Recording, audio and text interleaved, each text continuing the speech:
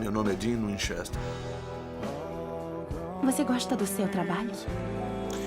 Essa vida de caçar monstro não tem alegria, não. Só tem dor, terror e morte.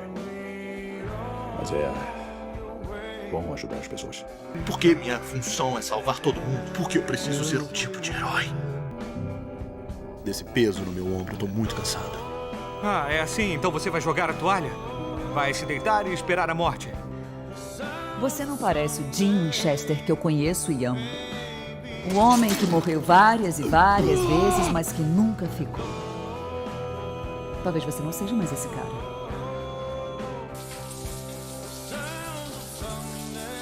Eu sei que você se olha no espelho e não gosta do que vê. Eu sei como está morto por dentro. Como se sente inútil. Eu vejo como está arrasado, indefeso. As coisas que eu vi. Não há palavras. Você não pode vencer e sabe disso, mas continua lutando. Não há como esquecer. Não há como melhorar. Alguém me ajuda! Porque está tudo aqui. Para sempre. Não, você ainda pode continuar. E quem disse que eu quero? Seu problema é que ninguém o odeia mais do que você mesmo. Não consegui salvar minha mãe. Não consegui salvar o Castiel. Nem o coitado do garotinho eu salvei.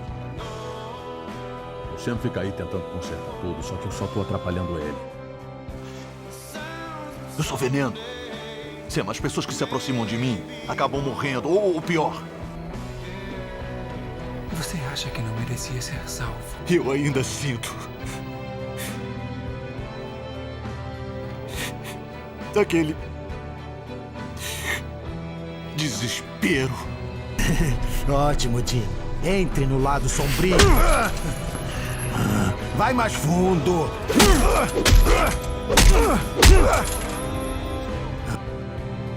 Eu não queria sentir mais nada, Sam. Eu não queria sentir mais nada.